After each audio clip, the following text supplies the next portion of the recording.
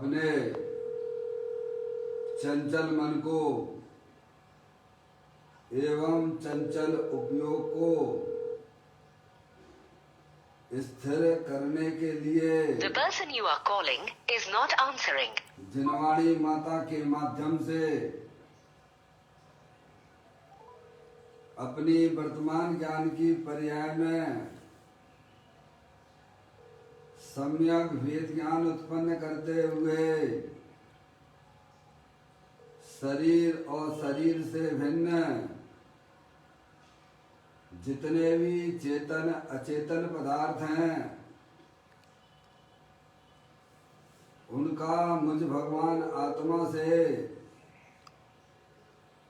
किसी भी प्रकार का कोई संबंध नहीं है। Call again later. आप जिस इस प्रकार समस्त चेतन अचेतन पदार्थों का लक्ष्य छोड़ के अंदर जो अखंड ज्ञान ज्योति स्वरूप भगवान आत्मा है उसमें ही अपनापन स्थापित करके उसको ही निज रूप से जानते हुए कि मेरा ये भगवान आत्मा सदा काल शरीर आदि पर पदार्थों से भिन्न प्रकट अखंड ज्ञान ज्योति स्वरूप है। ऐसा अपने आप को जानो और ऐसा ही अनुभव करो कि वर्तमान में ही मेरा ये भगवान आत्मा शरीर आदि पर पदार्थों से भिन्न प्रकट अखंड ज्ञान ज्योति स्वरूप है।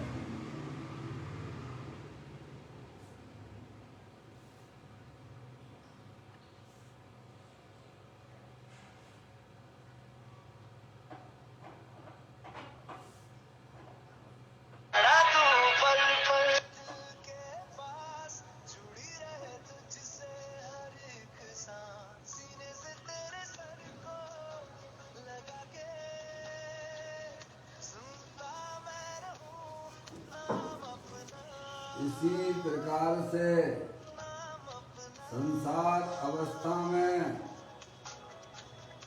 आत्मा की पर्याय में जो विविध प्रकार के पुण्य पाप के परिणाम देखे जाते हैं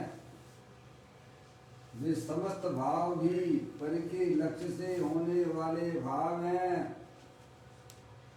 वे हमारे आत्मा का स्वभाव नहीं है। इस प्रकार शरीर रागादि का लक्ष्य छोड़ के अंदर जो अखंड ज्ञान ज्योति स्वरूप भगवान आत्मा है जो कि पूर्ण निराकुलता स्वरूप वाला है, सुख शांति का भंडार है, पूर्ण वीतराग स्वरूप है। ऐसे ज्ञायक प्रभु परमात्मा में शरीर रागादि का लक्ष्य छोड़ के मैं तो तीनों काल पूर्ण वीतराग स्वरूप भगवान आत्मा हूँ, ऐसा अपने आप को जानो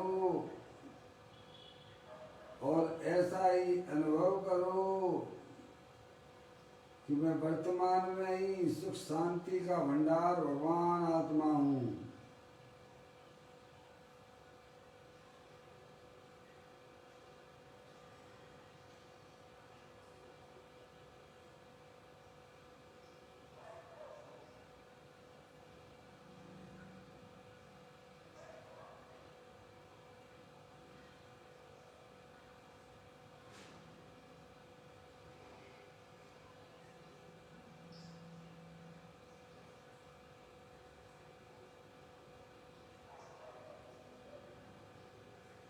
इसी प्रकार से संसार अवस्था में आत्मा की पर्याय में जो पर के लक्ष्य से होने वाला ज्ञान है वह परिलक्षी ज्ञान भी हमारे आत्मा का स्वभाव नहीं है, वह तो इंद्रिय जनित ज्ञान है। ऐसे समस्त परिलक्षी ज्ञान की पर्याय में भी एकत्व बुद्धि, ममत्व बुद्धि, कर्तृत्व बुद्धि, भोक्तृत्व बुद्धि तथा परिलक्षी ज्ञान की पर्याय की ज्ञाता बुद्धि को भी छोड़ते हुए अंदर जो अखंड ज्ञान ज्योति स्वरूप भगवान आत्मा है, ऐसे ज्ञायक प्रभु परमात्मा में अपनी वर्तमान पर्याय का संबंध जोड़ते हुए कि मेरा ये भगवान आत्मा शरीर, रागादिक परिणतियां और परिलक्षी ज्ञान की पर्याय से भी भिन्न है। मैं तो तीनों काल प्रकट अखंड ज्ञान ज्योति स्वरूप भगवान आत्मा हूँ। ऐसा अपने आप को जानो और ऐसा ही अनुभव करो कि मैं तो तीनों काल शरीर, रागादिक परिलक्षी ज्ञान की पर्याय से भी भिन्न प्रकट अखंड ज्ञान ज्योति स्वरूप भगवान आत्मा हूँ।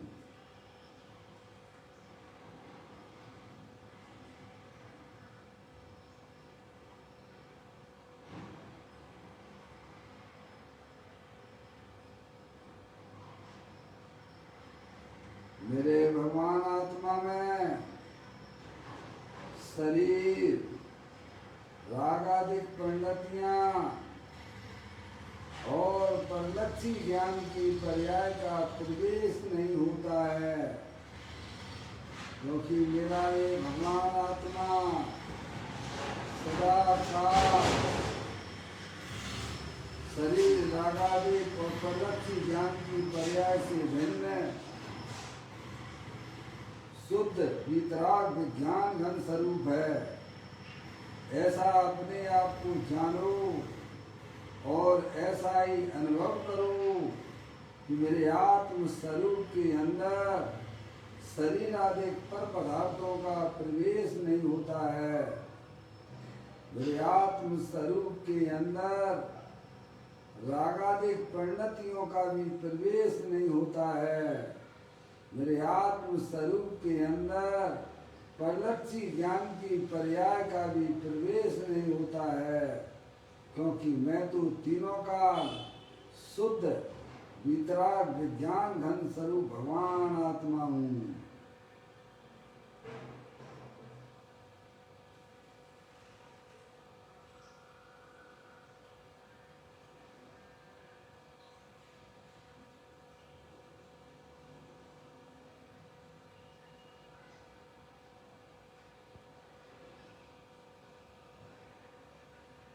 द्रव कर्म, आप कर्म, नौ कर्म रहित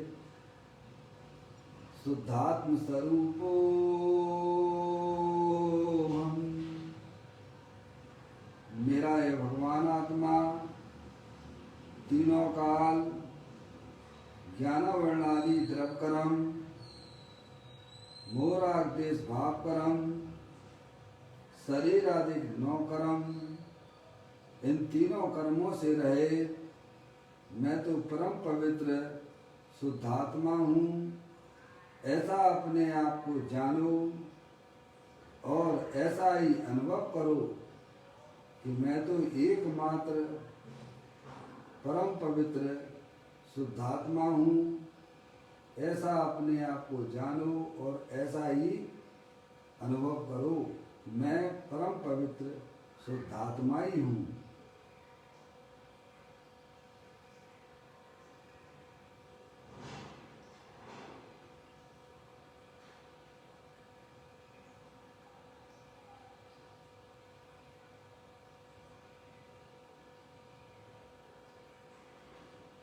ओम नमः सिद्धेव्या। ओम नमः सिद्धेव्या।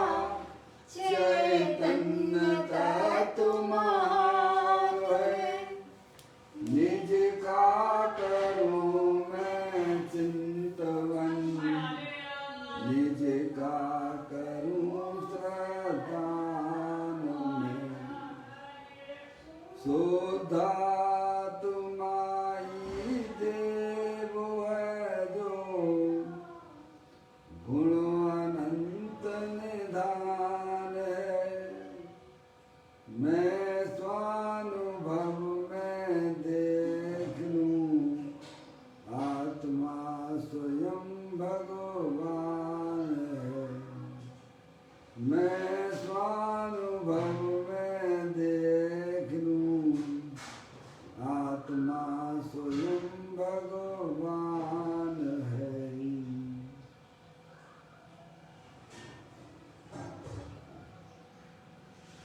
द्रव्य दृष्टि जनेश्वर और पर्याय दृष्टि विनेश्वर की चर्चा महान ग्रंथ के माध्यम से हम और आप यहाँ इसका स्वाध्याय कर रहे हैं। पुस्तक को आप लोग निकाल लीजिएगा। आज का बोल है 829वें नंबर का बोल है, पेज नंबर 189 पर आया है। मैं यहाँ पढ़ता हूँ।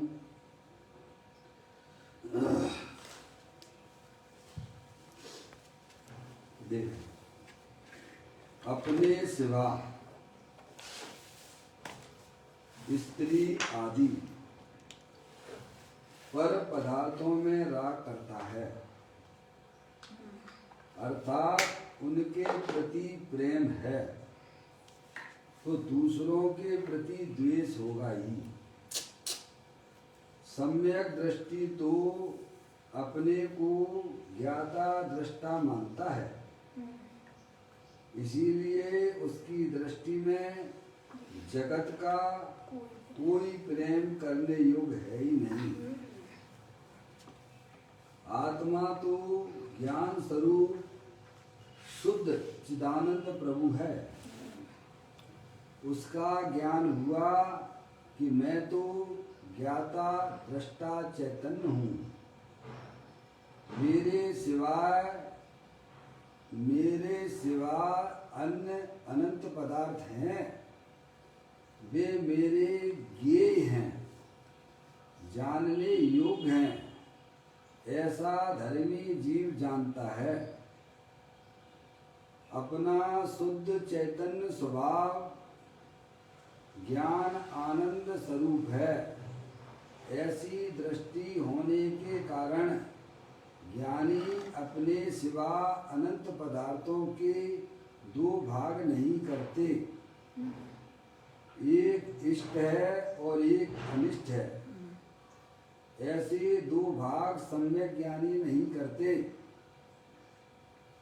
अपना स्वरूप ज्ञान और आनंद रूप है, ऐसी जिन्हें प्रतीति नहीं है, वे अज्ञानी जीव जगत के समस्त पदार्थ ज्ञान में ज्ञेय रूप होने पर भी एक ठीक है, वह ग्रहण करने योग्य है, एक ठीक नहीं है, वह द्वेष करने योग्य है। यह दो भाग करते हैं। देखिएगा, जैन दर्शन बहुत अत्यंत सरल है। अगर इसे आप अपने आत्म कल्याण की दृष्टि से इसे आप समझना चाहते हो तो इससे सरल कोई चीज़ हो नहीं सकती है दुनिया में। समझ में आया?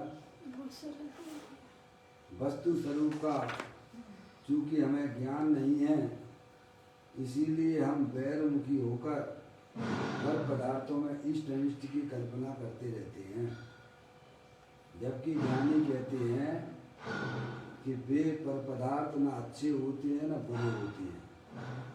समझ में आप? वे तुम्हारे ज्ञान के दिए हैं। हमने ये कल्पना करके उनमें अच्छे बुरे की कल्पना कर रखी है।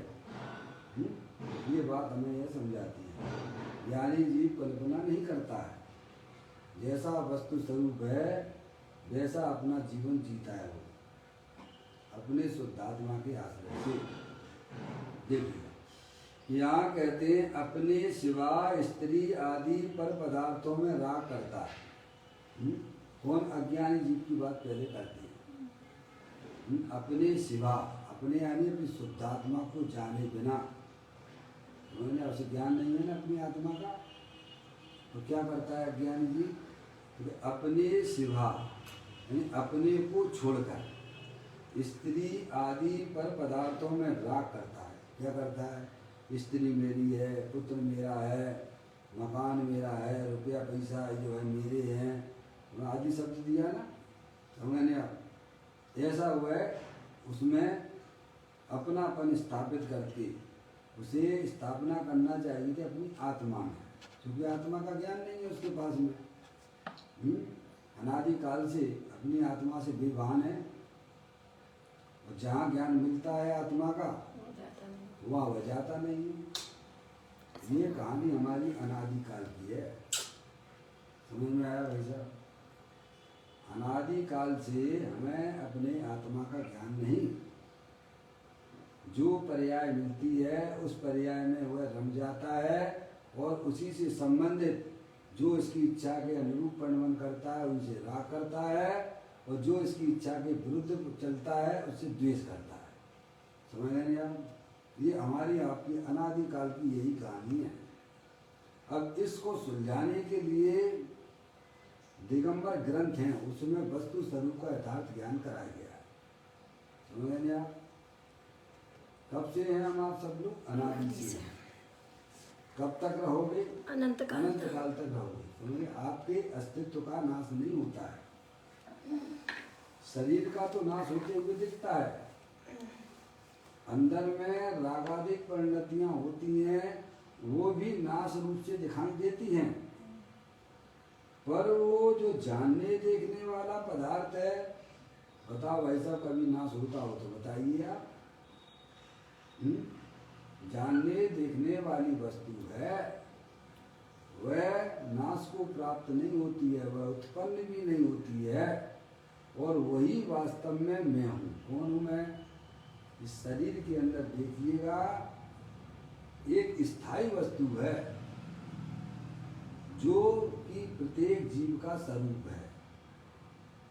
ये शरीर तो अनंत पुद्गल परमाणुओं का पिंड है, और आत्मा की पर्याय में जो दुग्रूप परिणति चलती है वह उसकी अज्ञानता की निशानी है। समझ में आ गया? अंदर चैतन्य स्वरूपी भगवान आत्मा अतीन्द्रिय आनंद का पिटारा है। तो अपने सिवा स्त्री आदि पर पदार्थों में राग करता है। जिस पर्याय में गया भाई साहब, ये मेरे पिता हैं, ये मेरी मम्मी है, ये मेरे भाई हैं, ये मेरी बहन है, क्या भाई साहब, ये मेरा घर है, ये मेरा दुकान है। बोलो ये चल रहा है कि नहीं चल रहा है पर्याय में? समस्त अज्ञानी जीवों की पर्याय में यही हो रहा है कि नहीं हो रहा है? यही हो। जो शरीर मेरा बस वो ही मैं हूँ। ऐसी एकत्व बुद्धि यह जीव अनादि काल से अज्ञान दशा से धारे हुए है। ये तो जिनकी होनार अच्छी होती है उन्हें जिन्हें देव परमात्मा का समागम प्राप्त होता है। समझ में आया? वे यहाँ आकर अपनी आत्मा को समझते हैं। समझ में आए? और फिर वह जो है कैसा में आगे की वो बताते हैं। जिस पर्याय में जाता है उसमें ये क्या करता है, ऐसे ही राग द्वेष करता रहता है। राग द्वेष तो दुग्रूप है ना।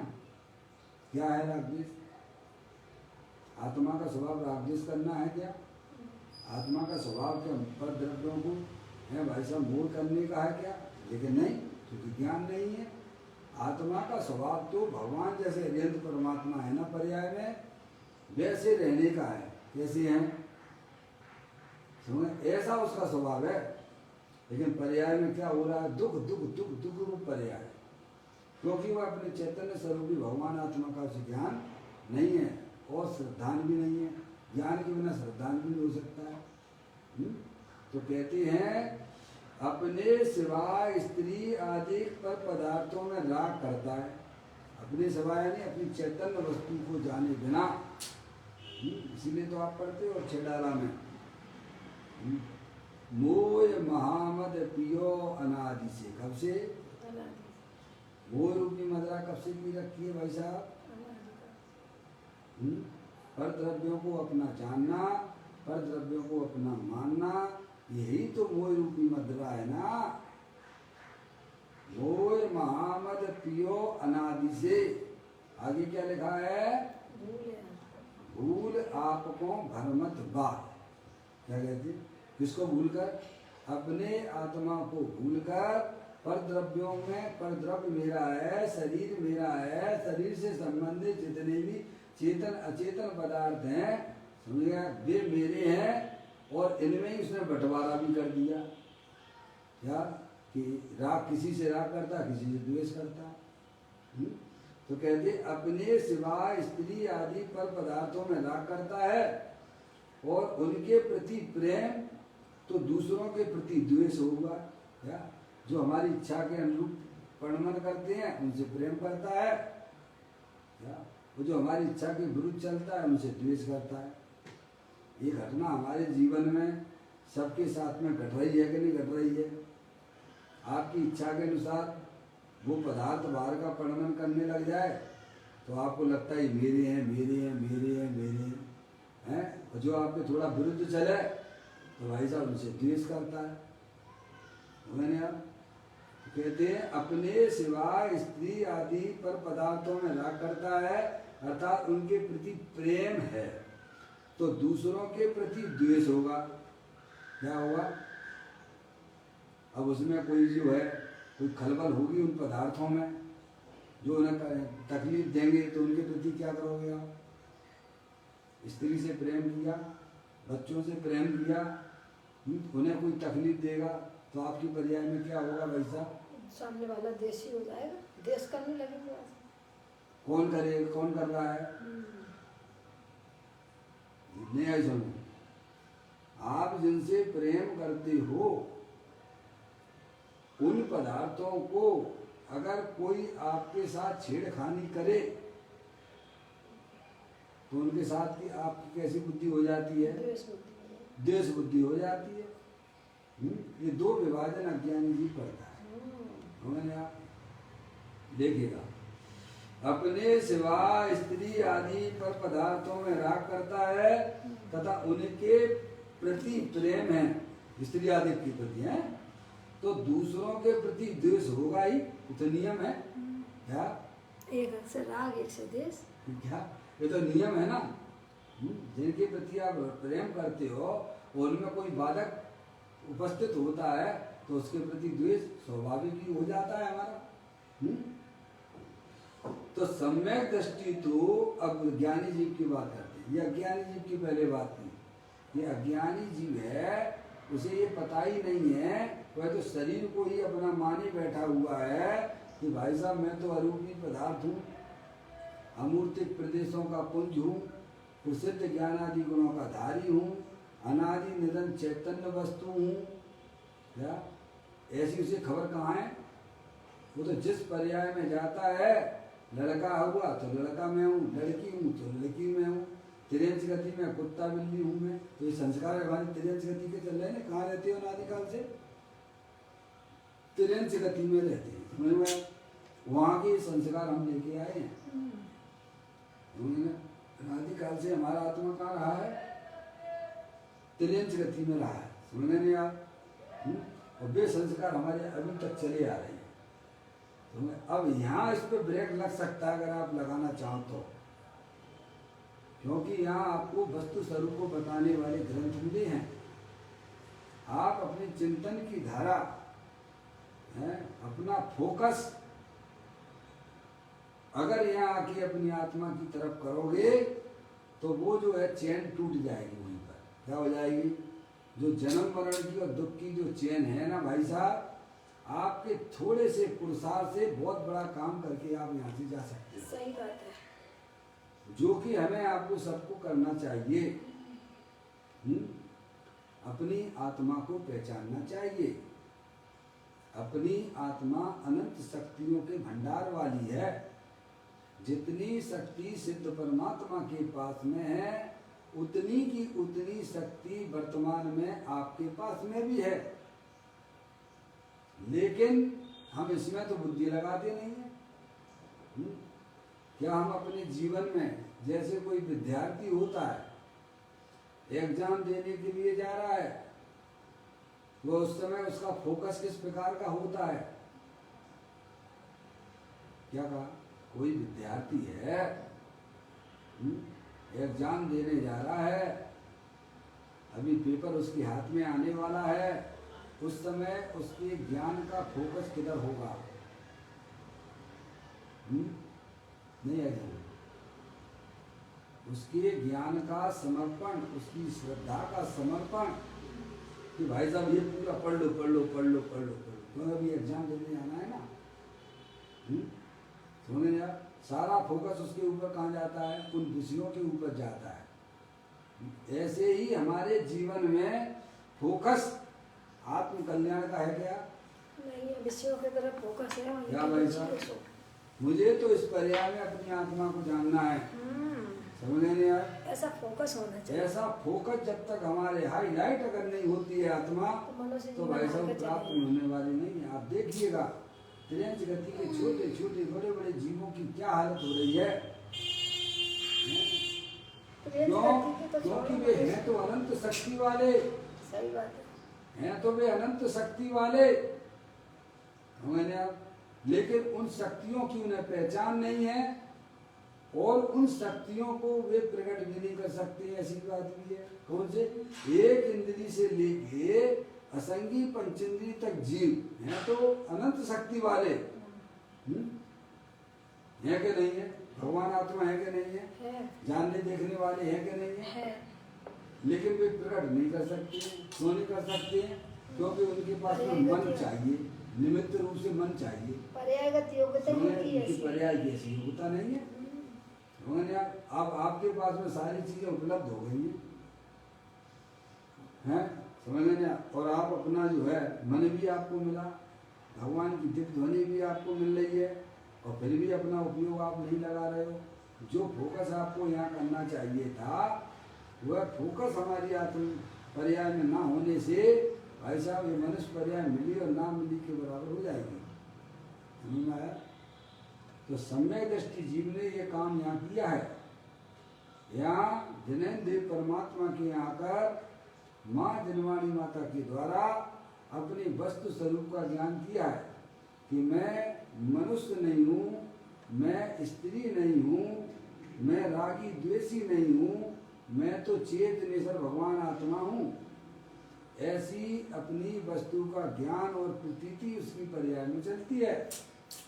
तो कहते हैं सम्यक दृष्टि तो अपने को ज्ञाता दृष्टा मानता है। क्या मानता है? ज्ञाता दृष्टा। क्योंकि ये मेरा वास्तविक स्वरूप है, मैं करता धरता नहीं हूँ। सम्यक दृष्टि ऐसा मानता है। हम क्या मानते हैं? करता धरता। सबसे पहले मैं मनुष्य मानता हूँ। क्या मानता हूँ? समझ गया? क्या क्या जानता हूँ अपने आप को? मैं मनुष्य हूँ, मैं लड़का हूँ, मैं लड़की हूँ। तो ज्ञानी जीव क्या जानता है कि मैं तो ज्ञानेश्वर भगवान आत्मा हूँ, स्थायी वस्तु हूँ। अपने आप को कैसा देखता है वो? संयोग वाला देखता है कि संयोगी भाव वाला देखता है कि संयोग और संयोगी भाव से अंदर जो चेतनेश्वर वस्तु है, कैसा मानता है वो अपने आप को? मैं तो ज्ञाता दृष्टा पुरुष भगवान आत्मा हूँ, जो कि हमारा वास्तविक स्वरूप है। ऐसा सम्यक दृष्टि अपने को ज्ञाता दृष्टा मानता है। इसीलिए उसकी दृष्टि में जगत का कोई प्रेम करने योग्य ही नहीं है। क्या? सम्यक दृष्टि जीवों की, उसने अपने वस्तु आत्म स्वरूप का श्रद्धान हुआ है, उसे अपनी आत्मा की पर्याय अपनी गायक प्रभु परमात्मा की तरफ आश्रय लिए हुए है। उसने ये पूरा विचार कर लिया है। जगत में अगर कोई प्रेम करने लायक अगर जगत में कोई वस्तु है तो वह मेरी चैतन्य वस्तु है, जो कि अनंत शक्तियों के भंडार वाली है। समझ में आया? तो वो कहता है सम्यक दृष्टि जीव तो अपने आप को ज्ञाता दृष्टा मानता है। इसीलिए उसकी दृष्टि में जगत का कोई प्रेम करने योग्य है ही नहीं है। और हमें प्रेम कहाँ लगता है? बोलो आप। 24 घंटा पर द्रव्यों से प्रेम करते रहते हो, एक को छोड़ते हो दूसरे को पकड़ते हो, दूसरा छोड़ते हो तीसरा पकड़ते हो। हैं? ज्ञानी की दृष्टि कैसी हो गई है कि ये जगत हमारे प्रेम करने लायक नहीं है। समझ गए आप? प्रेम करने योग्य तो मेरा चेतनेश्वर भगवान आत्मा है, जो कि अनंत शक्तियों के भंडार वाला है, देह लेवल में विराजमान है, स्थायी तत्व है। अरे उसी से आप तो चाहे किसी से प्रेम करने लग जाते हो। हैं? आप बढ़िया से कहीं जा रहे सड़क पर है, किसी भी लड़के से या लड़की से प्रेम कर लिया आपने। अब आप सब भाई साहब शांति से खाना खा लीजिए आप। क्या कहा? खा पाओगे क्या? क्यों? क्योंकि आपके परिणामों में बस वही चल रहा है, पर पदार्थों का लक्ष्य चल रहा है। तो पर पदार्थों का जब लक्ष्य चल रहा है तो मतलब राग द्वेष की प्रवृत्ति चालू है। समझ रहे हैं आप? तो ज्ञानी जीव एक इस विश्व में अगर कोई प्रेम करने योग्य है तो मेरा वह चेतनेश्वर भगवान आत्मा है, ऐसा उसकी ज्ञान की पर्याय का झुकाव अपने ज्ञायक प्रभु परमात्मा की तरफ हुआ है। समझ रहे आप? चूंकि वह वस्तु अरूपी है, चैतन्य वस्तु कैसी है? अरूपी है, वह इंद्रिय गम नहीं है। लेकिन निर्णय जो पर्याय में किया गया है, समझ गए? उसको फीलिंग होती है, उसको अनुभव होता है, उसको आनंद भी आता है। मैंने आप जितना पर्याय का झुकाव गया है प्रभु परमात्मा की तरफ है, वे शक्तियाँ भाई साहब पर्याय में व्यक्त हो जाती हैं। समझ गए आप? तो कहते हैं कि उसकी दृष्टि में जगत का कोई प्रेम करने योग्य है ही नहीं पड़ा। अपना देखिए, आत्मा तो ज्ञान स्वरूप शुद्ध है, आत्मा तो ज्ञान स्वरूप शुद्ध चिदानंद घन प्रभु है। अब आत्मा की बात करें, कैसी है वह चैतन्य वस्तु? ज्ञान घन चिदानंद, ज्ञान घन है। समझ गए आप? चिदानंद प्रभु है, शुद्ध है।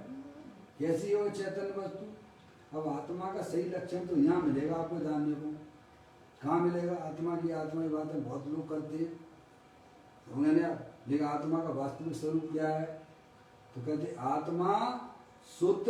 देखिए आप दोबारा देखिए, आत्मा तो ज्ञान स्वरूप शुद्ध चिदानंद प्रभु है। कैसा है? चैतन्य वस्तु कैसी है? ज्ञान घन है, शुद्ध है, पर द्रव्य पर भाव की जिसमें मिलावट नहीं होती है। समझे ना? आनंद स्वरूप है, प्योर आनंद स्वरूप है। क्या उसमें किसी प्रकार की कोई मिलावट नहीं है, और कभी हुई नहीं है और कभी हो सकती नहीं है। ऐसी चैतन्य वस्तु आपके पास में विराजमान है, पर हमें अपने आत्मा का ज्ञान नहीं है, हमें अपने आत्मा का परिचय नहीं है। इसीलिए हमारी पर्याय में निरंतर संक्लेश परिणाम निरंतर पर का लक्ष्य करके, पर से प्रेम कर करके भाई साहब अपनी आत्मा के में कर्मों का बंधन कर रहे हो आप, अपनी पर्याय को मलिन कर रहे हो आप, हैं? ये हमें काम क्यों नहीं दिखता है? अपनी पर्याय में पवित्रता प्रकट करना, अपनी पर्याय में आनंद प्रकट करना। समझ गए यार? वो कैसे होगा? कि अपने चिदानंद स्वरूप भगवान आत्मा जो कि तीनों काल परम पवित्र रूप से विद्यमान है। ज्ञानी को उसका श्रद्धान और ज्ञान होने से उसकी पर्याय में वे पवित्रता प्रकट हो गई है। क्या है? जिसे बोलते सम्यक दर्शन, सम्यक ज्ञान। जिनवाणी में जहां जहां जो है भाई साहब सबसे पहले सम्यक दर्शन के गीत गाए गए हैं। मोक्ष महल की प्रथम सीढ़ी, आगे क्या लिखा है? या बिन ज्ञान चरित्रा श्रद्धा के सम्यक दर्शन के बिना भाई साहब आपका कितना भी शास्त्र का ज्ञान है, कितनी भी भारी क्रियाएं हैं, वे सब सम्यकता को प्राप्त नहीं हो सकती हैं। पहले आप अंदर में श्रद्धान पक्का कीजिए कि भाई साहब मैं चेतनेश्वर भगवान आत्मा हूँ, मेरी चैतन्य वस्तु में किसी भी परद्रव्य का जहाँ प्रवेश नहीं होता है, मेरी चैतन्य वस्तु में रागादिक परिणतियों का भी प्रवेश नहीं होता है, ऐसा मैं चिदानंद घन भगवान आत्मा हूँ। समझ गए आप? तो कहते चिदानंद प्रभु हूँ, उसका ज्ञान हुआ कि, देखिए आप, उसका ज्ञान हुआ, अपनी चैतन्य वस्तु का ज्ञान हुआ ना। पर्याय में, पर्याय की बात कर रहे हैं। ज्ञान हुआ कि मैं तो ज्ञाता दृष्टा चैतन्य हूँ। कौन हूँ मैं? चैतन्य हूँ, ज्ञाता दृष्टा पुरुष हूँ। हरिहर परमात्मा कौन है? चैतन्य दृष्टा। ज्ञाता दृष्टा है, करता धरता नहीं है। समझ गए नहीं आप? चैतन्य रूप से अपने आप ज्ञाता दृष्टा दे दिया। तो साहब ऐसे ज्ञाता दृष्टा में हमको जो है, देखिए अभ्यास नहीं है ना, आप अभ्यास कीजिए, वस्तु स्वरूप का जहाँ यथार्थ ज्ञान हो जाता है ऑटोमेटिक ऐसा में काम जो है आपका होने चालू हो जाएगा। ज्ञान तो करो पहले आप। देखो हमें जितना भी दुख हो रहा है पर्याय में सब अज्ञानता से पैदा हो रहा है। मैंने आपको बताता हूँ, जैसे सामने पड़ा हुआ है रस्सी और आप उसे देख रहे हो सर्प, क्या देख रहे हो? सर्प देखते हो तो आपकी पर्याय में क्या होगा भाई साहब? निराकुलता रूप पर्याय होगी कि दुख रूप पर्याय होगी? आप रस्सी को सर्प देख रहे हैं, उस समय आपकी आत्मा की पर्याय में कौन सी पर्याय होगी? निराकुलता रूप पर्याय होगी क्या दुख रूप पर्याय होती है? दुख रूप होती है। क्यों? वहाँ है तो रस्सी और आप देख रहे हो सर्प। और रस्सी को रस्सी जानो तो, रस्सी को रस्सी मानो तो कोई दिक्कत नहीं। तो आपकी पर्याय में वह दुख रूपी पर्याय आएगी क्या? नहीं आएगी। ऐसे ही ज्ञानी जीव यह जानता है कि भाई साहब मैं तो ज्ञाता दृष्टा अनादि अनंत एक रूप रहने वाला सिद्ध की सामर्थ्य वाला भगवान आत्मा हूँ। समझ नहीं आप? और ये पर पदार्थ जो हैं मेरी चैतन्य वस्तु के अंदर कभी भी प्रवेश नहीं करेंगे। समझ नहीं आप? इस प्रकार का श्रद्धा ज्ञान जिस जीव की पर्याय में चल रहा है उसे कोई भी दुखी नहीं कर सकता है। समझ नहीं आप? आगे बात समझ में? वो अपने आप को ऐसा देखता है जो कि जानना उसके लिए सही है, जो माना जा रहा है वह भी सही है। ये घड़ा आप उल्टा रखोगे, जानने मानने का उल्टा रख दिया आपने कि मैं शरीर हूँ, मैं लड़का हूँ, मैं लड़की हूँ, तो बाकी देखिए आप राग जैसी कहानी कैसे चलने लग जाती है। मानवता का जैन दर्शन में बहुत बड़ी उपलब्धि है। मानवता पहले आप सही करिए। आप भेद ज्ञान के द्वारा देखिए ये शरीर कौन है, चेतन है कि जड़ है, इसमें जानने देखने की शक्ति है क्या? तो जानने देखने वाला कौन सा तत्व है? तो वो आत्मा है, वो मैं हूँ। समझ में आया? ऐसे ही जो रागादिक परिणाम जो हमारी आत्मा की पर्याय में हर समय पर के लक्ष्य से उत्पन्न होते हैं वे स्थायी तत्व नहीं है। स्थायी तत्व तो मैं हूँ, जानने देखने वाला। समझ में आप? तो कहते हैं उसका ज्ञान हुआ, यानी चैतन्य वस्तु का ज्ञान हुआ। ये शरीर के अंदर जो चैतन्य वस्तु है अरूपी है, अमूर्तिक है, सिद्ध की सामर्थ्य वाली है। अब इतना तो आपको ज्ञान हो ही गया होगा ना। अरे परमात्मा पंच परमेष्टि हैं, है कि नहीं है? बोलो है कि नहीं है? हैं या नहीं है? हैं तो क्या कर रहे हैं वे? क्या कर रहे हैं वे? अपनी आत्मा के साथ हैं तो वे क्या कर रहे हैं तो बताना पड़ेगा आपको कि वे अपनी आत्मा की तरफ झुके हुए हैं, उनकी पर्याय है। समझो? वो आत्मा हमारे पास में भी है, पर हम क्या कर रहे हैं? बेरुखी होके पर पदार्थों का बताइए आप। ये तो स्थूल ज्ञान है ना, इसमें कहाँ ज्यादा दिमाग लगाने की बात है। पंच परमेष्टि है तो हैं तो वे कर क्या रहे हैं वे? और हम भी आत्मा है तो हम क्या कर रहे हैं? समझ आप? तो कहते हैं उसका ज्ञान हुआ, समय दृष्टि जीवों को ज्ञान हुआ कि मैं तो चेतनेश्वर भगवान आत्मा हूँ, सिद्ध की सामर्थ्य वाला हूँ। ऐसा ज्ञान हुआ कि मैं तो ज्ञाता दृष्टा चैतन्य हूँ। कौन हूँ?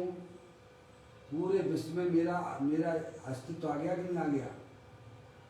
किस रूप में आया कि मैं ज्ञाता दृष्टा चैतन्य जरा हूँ। अब देखना, मेरे सिवाय अन्य अनंत पदार्थ भी हैं। जैसे अनंत पदार्थ शरीर है, अनंत पुद्गल परमाणुओं का पिंड है, स्त्री है, पुत्र है, दुकान है, मकान है, रुपया पैसा है, और भी अनंत पदार्थ है। पर वे हमारी आत्मा से भिन्न है कि अभिन्न है? वे इस शरीर के अंदर जो चैतन्य वस्तु है वह शरीर से भिन्न है कि अभिन्न है? क्या भैया? अगर भिन्न ना होती तो अरे सिद्ध परमात्मा है क्या? उनके पास भी शरीर देखा जाता है नहीं देखा जाता? जैसे आपका जो है गन्ना है, गन्ने में शक्कर है, तो क्या शक्कर वो जो गन्ने का छिलका है कि शक्कर रूप हो गया क्या?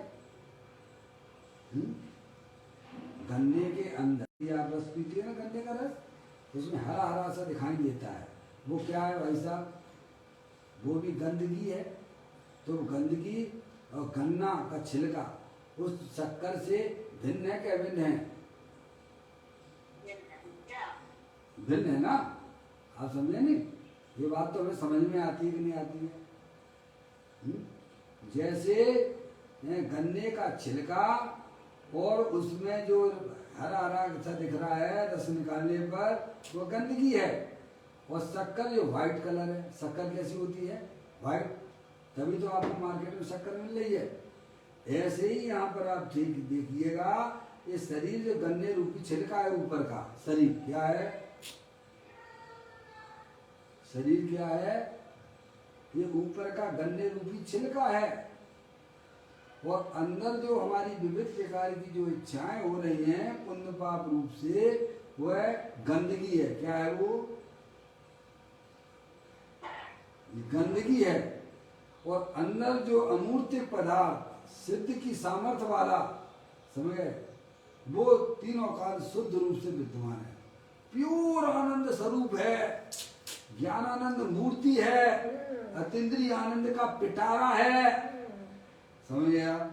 तो ज्ञानी कहते हैं ऐसे पहचान कर अपने आत्मा का परिचय करके अब पर्याय समझदार हो गई है, अब वह पर्याय अपने चैतन्य स्वरूपी भगवान आत्मा का कभी आश्रय छोड़ती नहीं है। ऐसे ज्ञानी बना जाता है वैसा है। अब बताओ, ये ज्ञानी बनने के लिए आपको कितने भगवान की पूजा करोगे, भक्ति करोगे, क्षेत्रों पे जाओगे, तब तुम ज्ञानी होगे हैं? इसीलिए श्राप का चार्ज जी में रतन करण श्राप का कुछ बोल रहे हैं आप? क्या जो बहन कुछ बोलना चाहती है तो बताएं। चलिए, क्या कहते हैं? श्राप का चार्ज जी में यही तो कहा है ना, सोच धर्म के सदा सुखदास जी ने, ऐसा धर्म मूल नहीं मिले जो तुम मंदिर में सम्मेद शेखर जी से लेके आ जाओ। ऐसा धर्म तो आत्मा में रहता है, जब आत्मा स्वयं, जब पर्याय स्वयं ज्ञाता दृष्टा रूप से प्रणमन करती है भाई साहब, तब वह उस धर्म की प्राप्ति होती है। तब व्यवहार से काय समय उस मंदिर को और सम्मेद शेखर जी को निमित्त कहा जाता है। अगर आत्मा ज्ञाता दृष्टा रूप से प्रणमन ना करे तो वो निमित्त भी नहीं, तो भाई साहब वो निमित्त भी नहीं होंगे आपके। समझ ना? अरे ऐसा धर्म किस बात का कि हमारे पर्याय में आनंद ना आए? धर्म कहते ही उसे है, निराकुलता रूप, आनंद रूप। भाई साहब देखो ना, कितने जीव जो है 6 महीना 8 समय में 608 जीव जा रहे हैं, धमाधम हैं, आज भी मोक्ष रूपी पर्याय को प्राप्त कर रहे हैं। कठिनता कुछ भी नहीं है। अरे कठिनता होती है, आप मुझे ईमानदारी से बताओ, तो जो त्रियंच गति के जीव हैं कैसे कर देते हैं? बताओ कैसे कर लेते हैं सम्यक दर्शन? पंचम गुण स्थान भी कर लेते हैं, और पंचम गुण स्थान तक भी पहुंच जाती है। और ये मनुष्य होकर नहीं कर नार की जीव भी है, इतनी महाप्रतिकूलता होती है, एक दाना खाने तक को नहीं मिलता है 33 सागरों तक, ये पानी की बूंद नहीं मिलती है, धरती भी इतनी कर्कश है, शरीर अथाय वेदना है, अथाय वेदना। सोचिएगा, अगर धर्म करना इतना कठिन होता तो नार की जीव और त्रियंच गति की जीव कैसे कर लेते हैं? समझ रहे? एक बार आप आत्म कल्याण की दृष्टि से माँ जनवाणी माता के पास में जाइए, अपनी आत्मा का परिचय कीजिए, घर बैठे आनंद लूटिए, परमानेंट आनंद मिलेगा। दृष्टि का खेल और है। वहाँ तो तुम्हें टेम्परेरी भी नहीं मिलता है पंचेंद्रिय के विषयों में। सही बात है।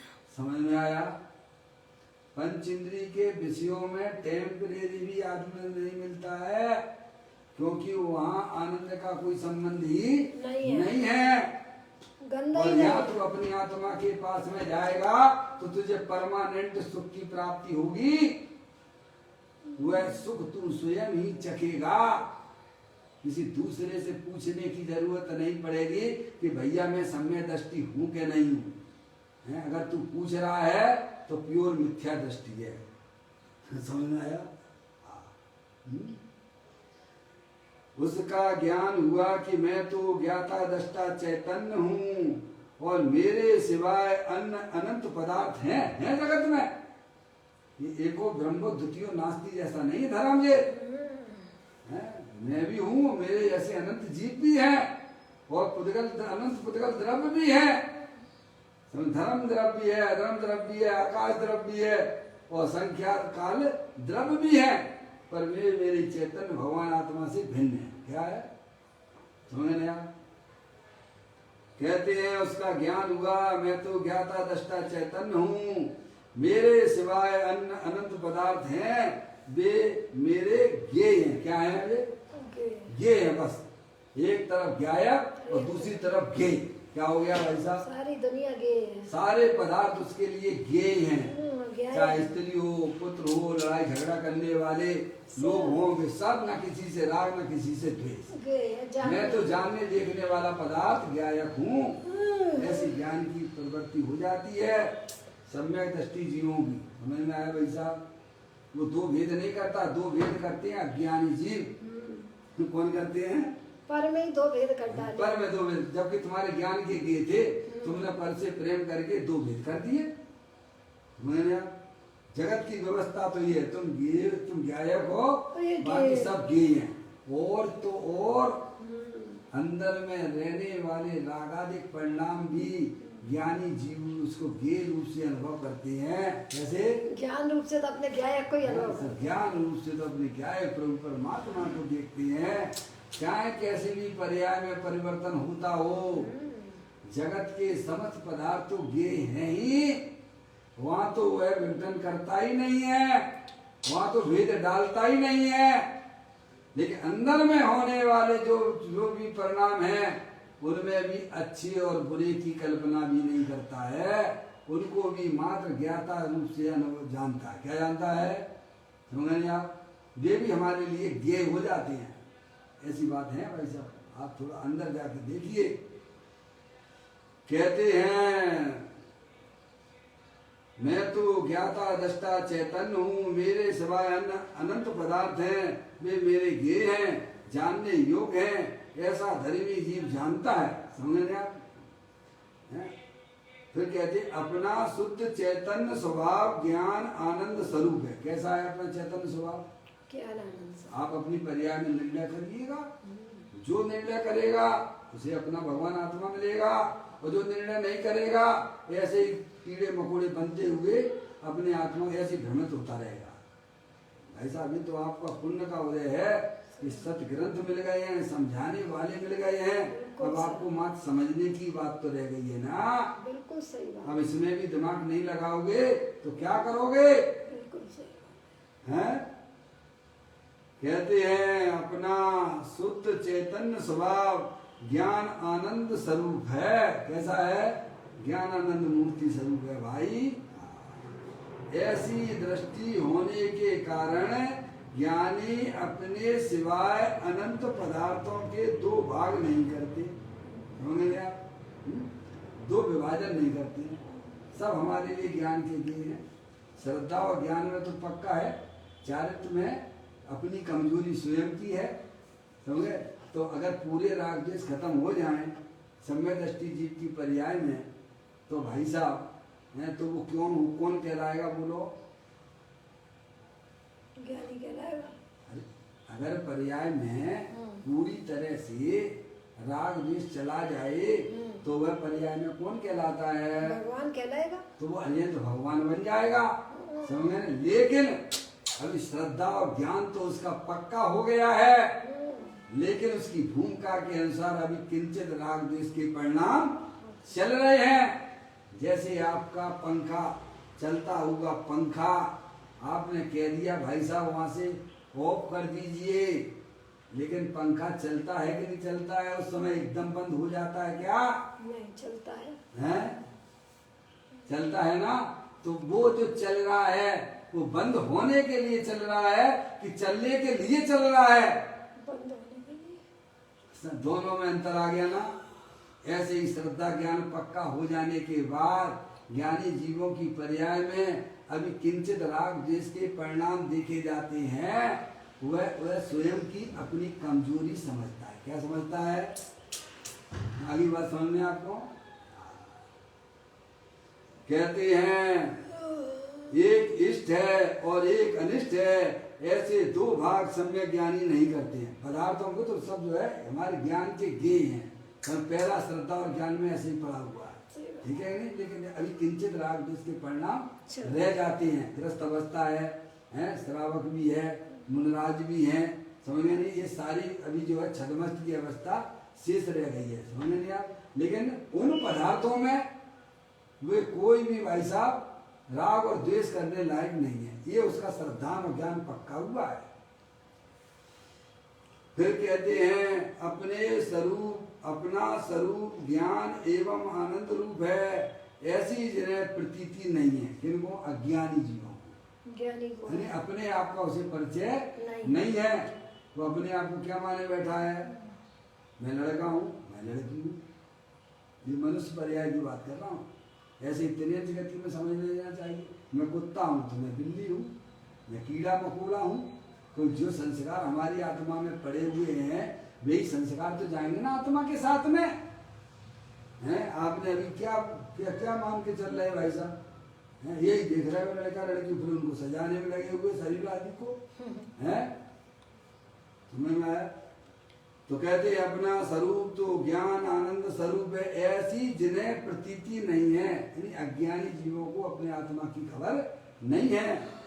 वे अज्ञानी जीव जगत के समस्त पदार्थ ज्ञान में गे रूप होने पर भी एक ठीक है वह ग्रहण करने योग्य है, एक ठीक नहीं है वह द्वेष करने योग्य है। ऐसे दो भाग करते हैं। क्या? जिन्हें अपने आत्मा का ज्ञान नहीं है।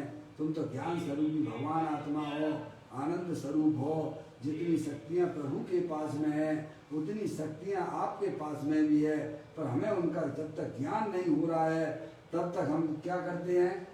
यही कर रहे हैं जो अनादिकाल से करते आ रहे। दो विभाग कर देते हो हैं उन पर पदार्थों में, जबकि ज्ञान ही कहते हुए तो तुम्हारे ज्ञान के ये हैं। इस प्रकार से अपनी पर्याय में जो राग द्वेष की परिणाम होते हैं, समझ गए आप? पहले श्रद्धा और ज्ञान की पर्याय में पूरा पक्का निर्णय करो कि मैं कौन पक्का निर्णय की बात कर रहा हूँ, केवल धारणा ज्ञान की बात नहीं कर रहा हूँ।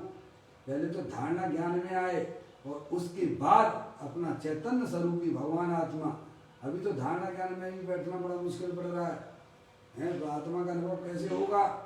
तो वो जाइए, आप शास्त्र सुनिए, बारंबार अपनी आत्मा की बातें सुनिए, चिंतन कीजिए, विचार कीजिए। तो जो पर्याय में पर द्रव्य की पकड़ चल रही थी, पर द्रव्य को लक्ष्य करके जो राग द्वेष की प्रवृत्ति होती थी वह छूट जाती है और वह पर्याय अपने ज्ञाय प्रभु परमात्मा की पास आ जाती है। फिर किंचित संसार अवस्था में किंचित राग द्वेष के परिणाम ज्ञानी जीवों की पर्याय में भी रहते हैं।